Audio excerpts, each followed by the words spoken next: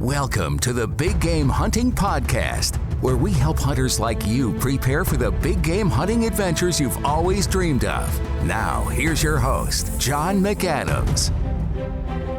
Hello, John McAdams here, and you are listening to episode 198 of the Big Game Hunting Podcast. Now, the vast majority of predator and varmint hunters probably agree that the .204 Ruger, the .223 Remington, the .22-250 Remington, and the .220 Swift are all excellent cartridges for pest control. After all, there's a good reason why they are among the most popular centerfire small-bore rifle cartridges in the USA. All four are very accurate, flat-shooting, and high-velocity cartridges. However, they each have different strengths and weaknesses. Though the differences between them are significant in some areas, the distinction between the cartridges in other ways may actually seem like I'm splitting hairs at times. Now, especially considering that each cartridge tends to appeal to particular segments of the hunting and shooting communities that value different characteristics in a cartridge, the debate over which one is best out of these four can be pretty intense and tough to navigate at times. So in this episode, I'm going to discuss the strengths and weaknesses of the .22-250 versus the .223 versus the .204 Ruger versus the .220 Swift in order to give you the information necessary to choose the right one for your needs. Before we get started, I am giving away a copy of the Perfect Shot 2 autographed by Kevin Robertson during the 200th episode of the Big Game Hunting Podcast in a couple weeks. That book is extremely interesting, useful, and entertaining. It is a must-own for anyone planning a trip to Africa in the future, as well as for people who just find that stuff interesting. And if you're listening to this podcast and enjoy the content I put out, I'm sure you will probably love that book. So subscribe to my Patreon channel at patreon.com/biggamehunter to enter the drawing. I work my tail off to produce good quality content, but that takes lots of time, energy, and money. This is another way listeners can help me to continue to do that going forward for just $5 a month right now. Now, you will also get instant access to bonus content only available to my Patreon channel subscribers, like Kevin Robertson's recent talks about hunting in Africa from our podcast event at Conroe Taxidermy. And of course, you'll get that in addition to entering the drawing for the book if you subscribe. Now, if you've already subscribed, then you are already entered. And I will ship the book for free to anyone in the USA, Canada, or Mexico. That's patreon.com/biggamehunter. Okay, now let's talk about the .22-250, the .223, the .204 Ruger, and the .220 Swift. As usual, we will start with the history of these cartridges.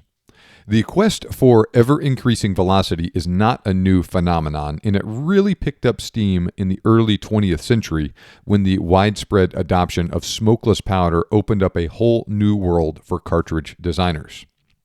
When combined with lighter, smaller diameter bullets, new cartridges using smokeless propellant like the 7mm Mauser, 30-40 Krag, and 30-06 Springfield led the way out of the black powder era and offered massive increases in velocity over common black powder cartridges of the day like the 38-55 Winchester, the 44-40 Winchester, and the 45-70 Government. It did not take long at all for designers to start building even smaller bore cartridges with correspondingly higher muzzle velocities. Shooting an 87 grain .257 caliber bullet, the 250-3000 Savage cartridge developed by Charles Newton and officially introduced by Savage in 1913 was the first commercially available round to break the 3,000 foot per second barrier. Grosvenor Watkins of 22 Hornet fame took things a step further by necking down the 250-3000 Savage to 22 caliber. Not surprisingly, the resulting cartridge was capable of even higher velocities than its parent, and Watkins submitted his brainchild to Winchester for commercial development. For reasons that are unclear, Winchester chose the 6mm Lee Navy case as the parent for their new high-velocity 22 caliber cartridge instead of the 250-3000 Savage. Winchester released their new cartridge in 1935 as the .220 Winchester Swift. Now best known as the .220 Swift, the original load fired a 48 grain bullet at a screaming muzzle velocity of 4,140 feet per second. That was easily the fastest widely available commercial load in the world at the time.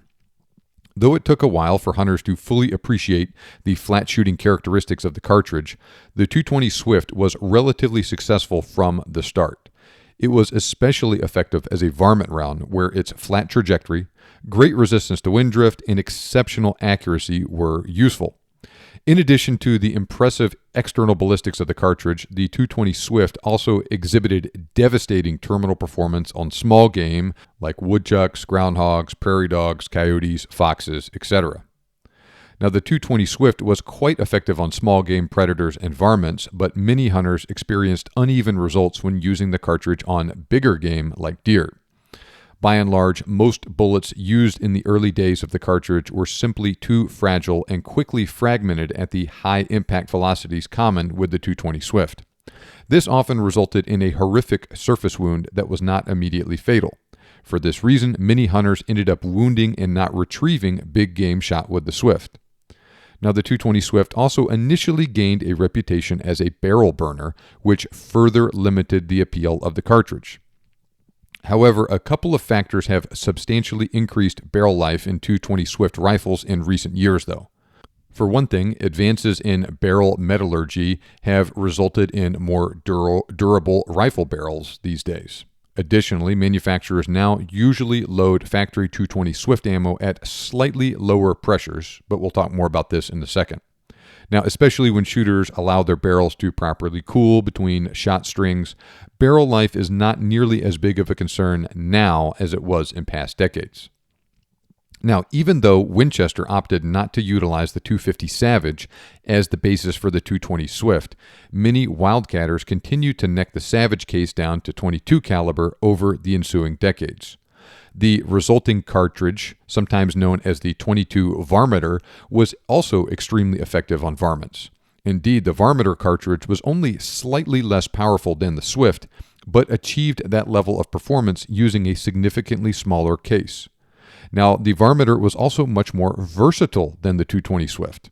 Philip B. Sharp said it best in his book, The Complete Guide to Hand Loading, and I quote, "The 220 Swift was not as flexible as had been anticipated and performed best when loaded to approximately the full velocity. The Varminter case is amazing in that it permits the most flexible loading ever recorded with a single cartridge. It will handle all velocities from about 1,500 all the way up to 4,500 feet per second, and the performance of most other Wildcat and standard cartridges can be equaled." End of quote. Now, not surprisingly, the .22 Varminter was extremely well-liked among varmint hunters, and the cartridge ended up surpassing the Swift in popularity before it was officially standardized. Browning even took the unusual step of manufacturing rifles chambered in the cartridge while it was still a Wildcat. That's why, in a move similar to what they did with the 25-06, the Remington Arms Company eventually standardized the cartridge as the .22-250 Remington in 1965. Since the Wildcat cartridge was already quite popular, the .22-250 was a major commercial success after Remington opened up a whole new market segment by manufacturing their Model 700 rifle in the cartridge and selling factory .22-250 ammo. The .22-250 Remington was known for exceptional accuracy and very mild recoil from the start. It also achieved a velocity and trajectory virtually on par with the 220 Swift, especially when compared to the increasingly common reduced power Swift loads, while at the same time the .22-250 did this by utilizing a more efficient design that fit into a smaller package and burned less powder. Okay, now let's switch gears here and talk about the .223 Remington. The U.S. military was searching for a replacement for the relatively new M14 rifle and 7.62 by 51 mm cartridge during that same general time frame. They eventually settled on the M16 rifle and the high-velocity 5.56 by 45 mm cartridge, which was derived from the 222 Remington. As was the case with the .22-250, Remington knew a winner when they saw it, and they standardized the new cartridge, which is very similar but not identical to the 5.56 cartridge, with SAMI as the .223 Remington in the early 1960s. Pushing a 55-grain bullet at around 3,300 feet per second, the .223 couldn't quite match the paper performance of the .220 Swift and the .22-250 Remington. However, those are still impressive ballistics, and the .223 Remington fit in an even smaller package than the .22-250 and had less muzzle blast and recoil to boot. Now, introduced as a joint project between Hornady and Ruger in 2004, the 204 Ruger continued that trend of lighter recoiling varmint cartridges that fit into a smaller case. Like the 223 Remington, the 204 Ruger is also descended from the 222 Remington. However, the 204 Ruger is necked down to 204 caliber or 5.2 millimeter. This results in a cartridge with even less recoil and report, but with a much higher velocity. So how fast can the 204 Ruger shoot? Hornady claims that their Superformance varmint load achieves 4,225 feet per second with a 32-grain VMAX bullet out of a 26-inch barrel, and a blazing fast 4,400 feet per second with a 24-grain NTX bullet out of a 24-inch barrel. Those are both among the fastest commercially available loads available in any caliber.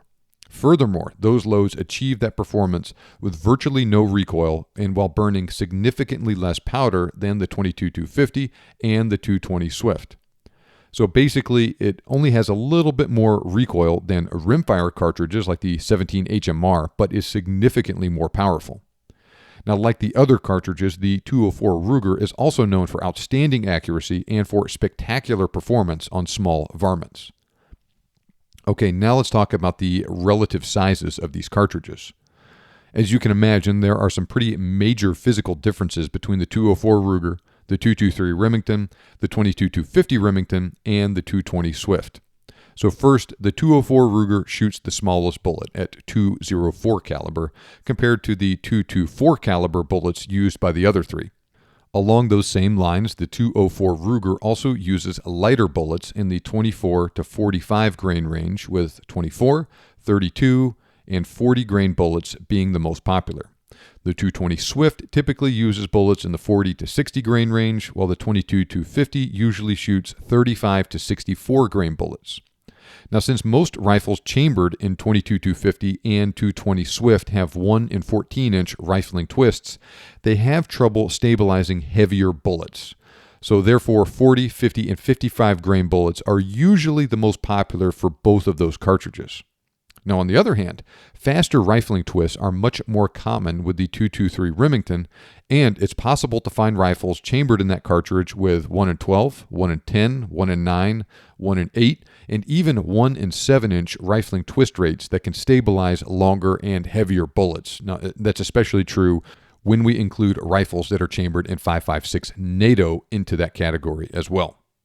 So with this in mind, the vast majority of 223 Remington factory loads shoot bullets in the 35 to 90-ish grain range. And of these, 50, 55, 62, and to a lesser extent, 75 and 77 grain bullet weights are the most common.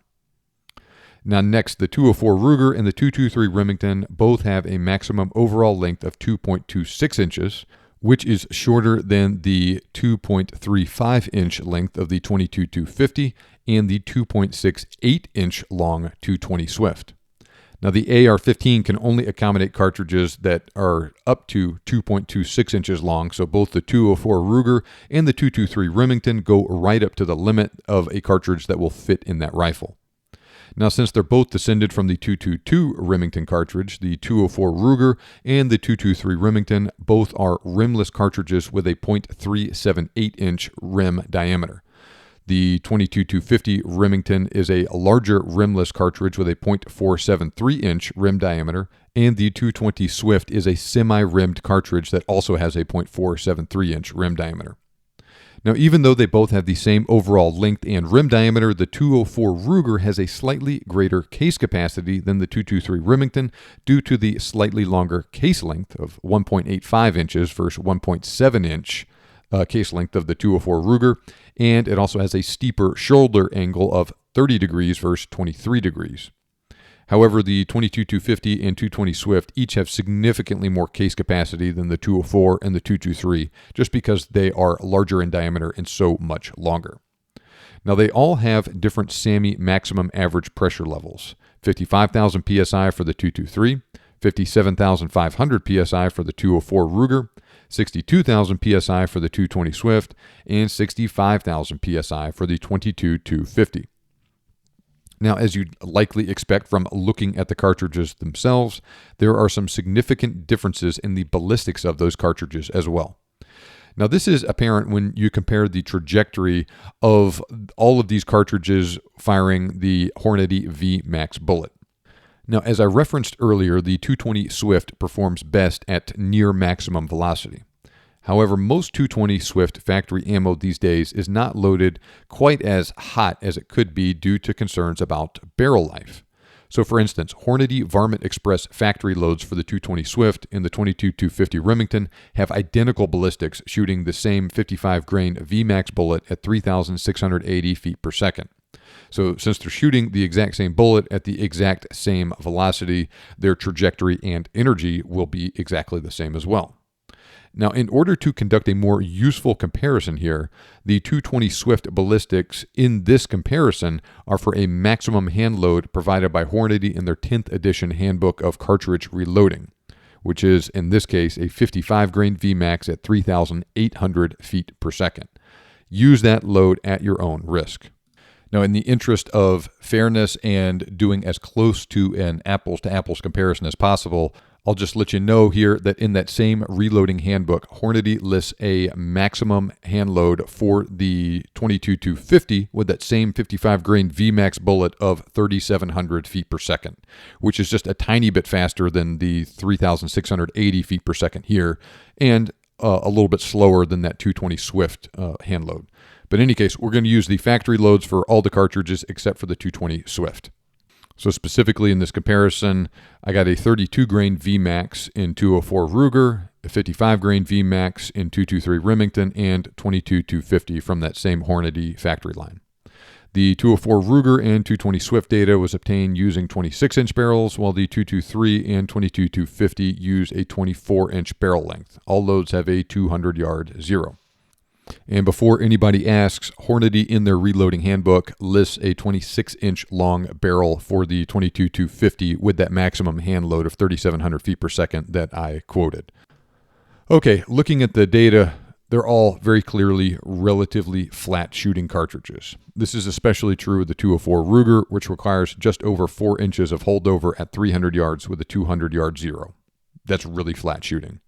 Now, in fact, the 220 Swift, 22-250, and the 204 Ruger all have very similar trajectory, with the 220 and the 22-250 requiring only a little bit more holdover than the Ruger cartridge.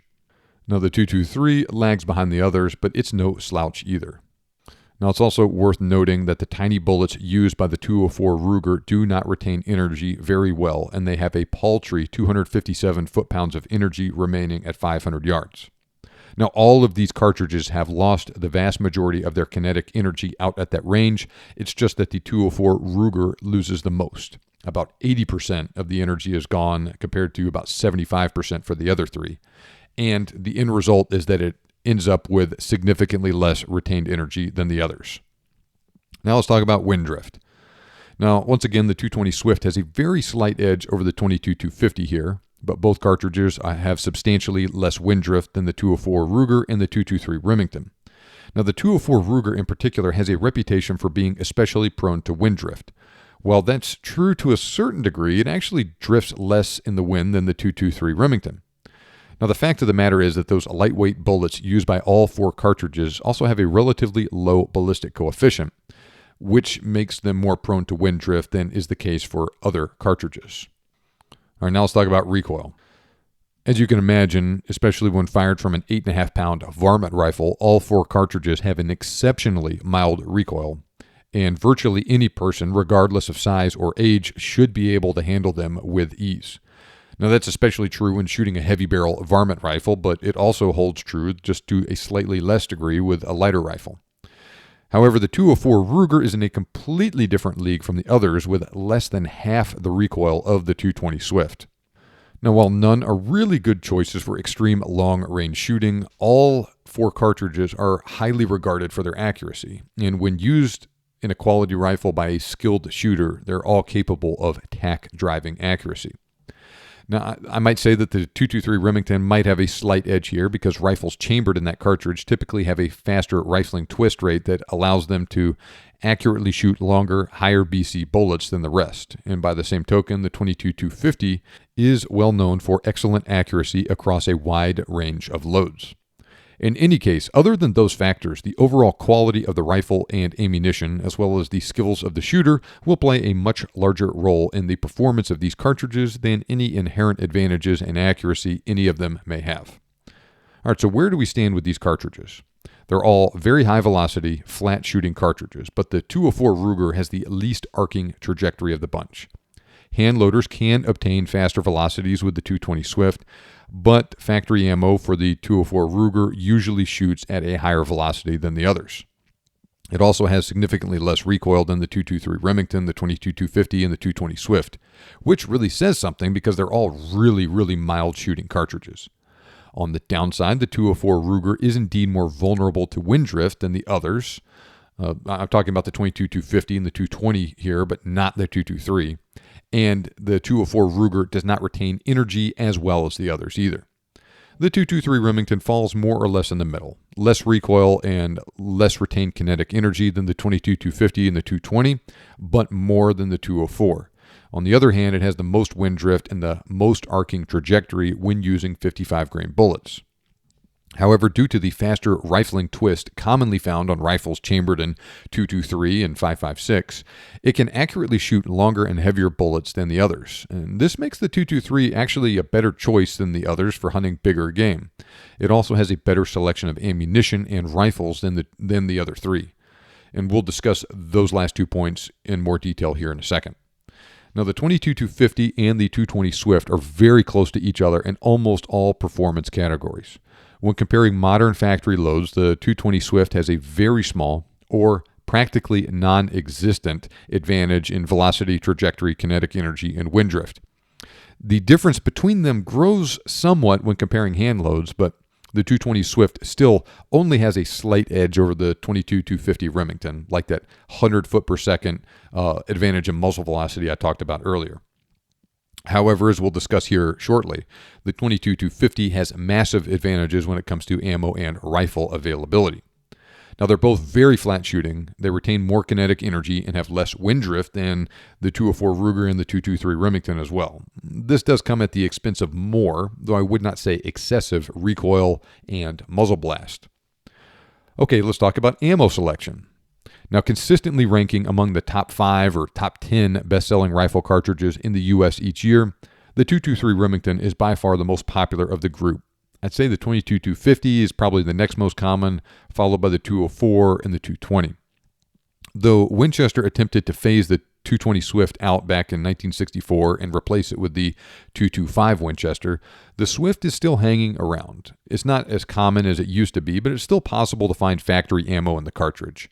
Federal, Hornady, Jameson, HSM, Norma, Remington, and Winchester all currently manufacture 220 Swift ammo. Federal, Fiocchi, Hornady, Nosler, Remington, Seller & Ballot, and Winchester all produce 204 Ruger ammo.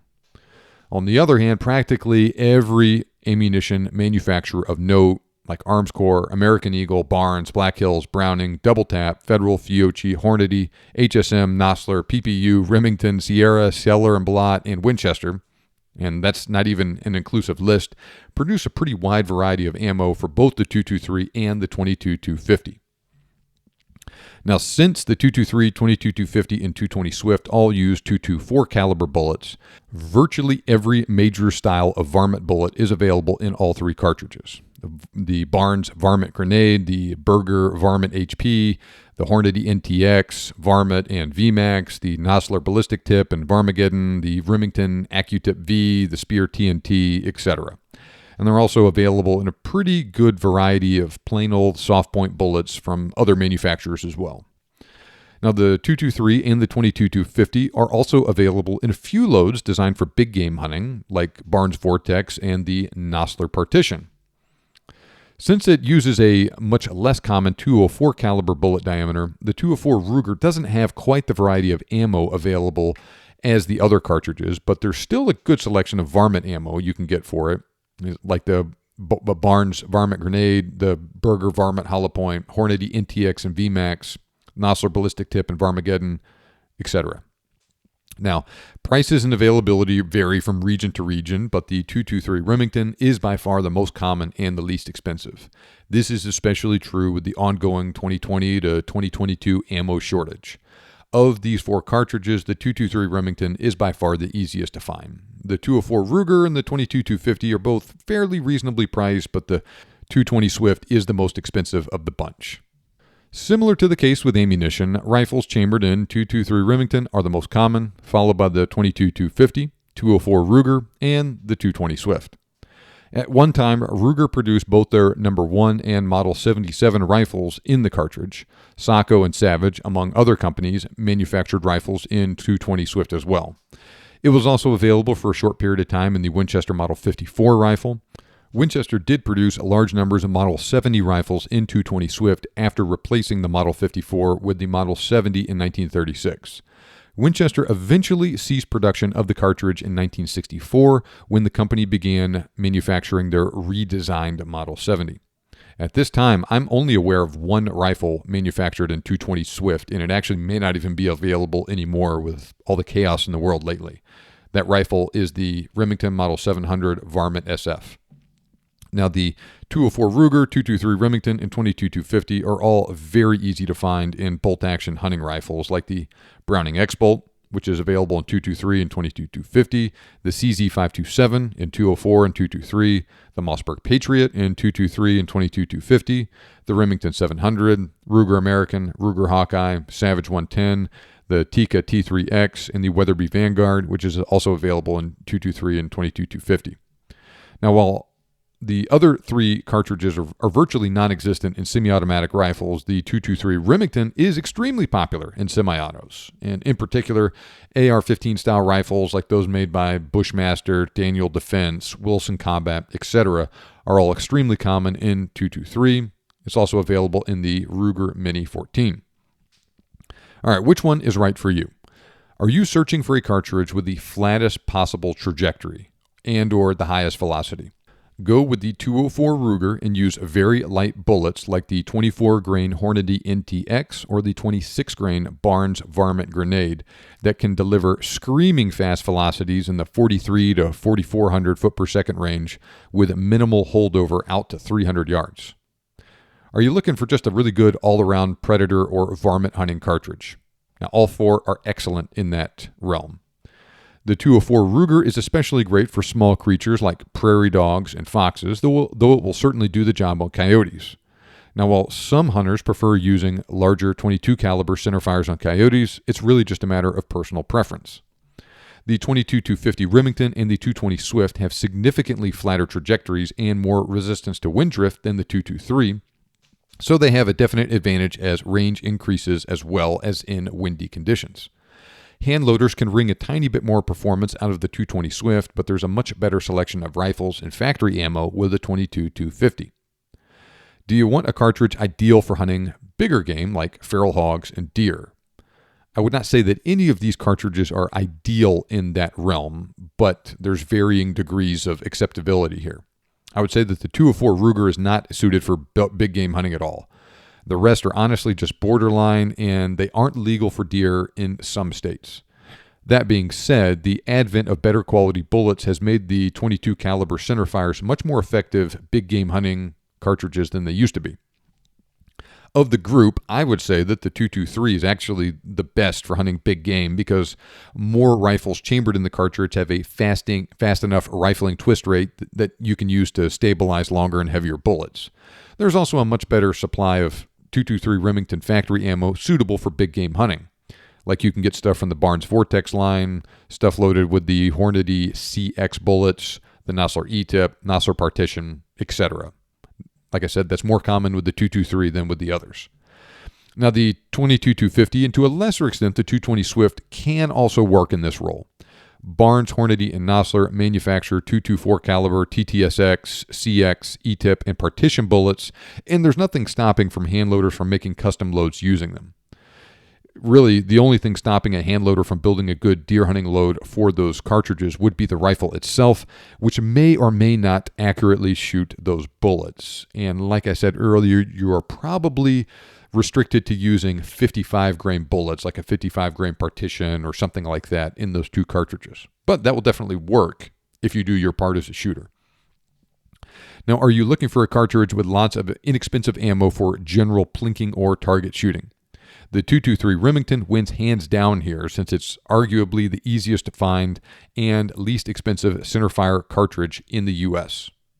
Are you sensitive to recoil? Depending on what exactly you want to do with the cartridge, all of them will work, though I would say the 223 Remington and the 204 Ruger have significantly less recoil than the 22-250 and the 220 Swift. Of the group, the 204 Ruger has by far the mildest recoil, and it is excellent for hunters or shooters who want to observe bullet impact through their rifle scope. Are you looking for an ideal cartridge to use in an AR-15 platform? Once again, the 223 Remington is the best choice here, and there are countless good quality AR-15 style rifles chambered in 223 and 5.56 NATO. Do you want a cartridge suitable for home defense or for use in a tactical situation? Now, due to the wide variety of semi-auto rifles and the large supply of ammo designed specifically for that sort of work, the 223 Remington, I'd also say, is the best choice here. Now, as I stated before, the 204 Ruger, 223 Remington, 22-250, and the 220 Swift are all excellent rifle cartridges. Since the differences between them, though, are pretty big in certain areas, there are definite advantages to using one over the others in various situations.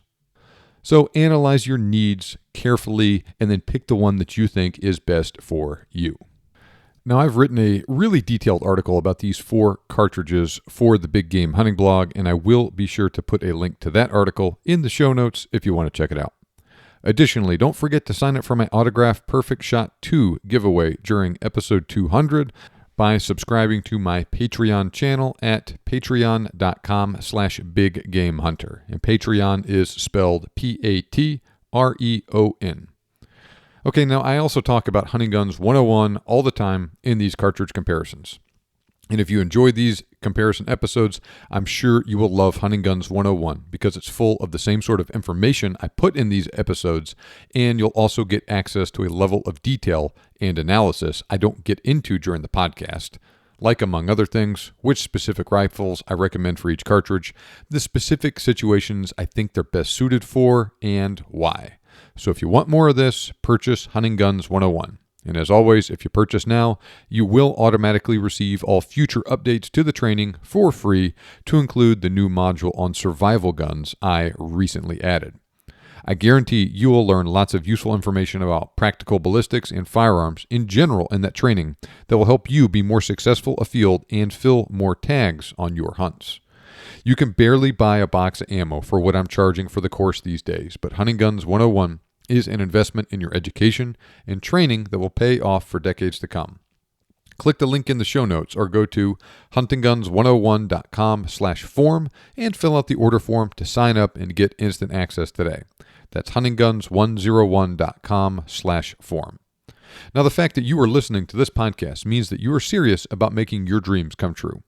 You can send any questions you have or future show requests to me via email to john@thebiggamehuntingblog.com or message me on Instagram. My handle is @thebiggamehunter_.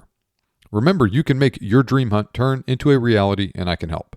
Thank you for listening, and I'll see you back here next time on the Big Game Hunting Podcast.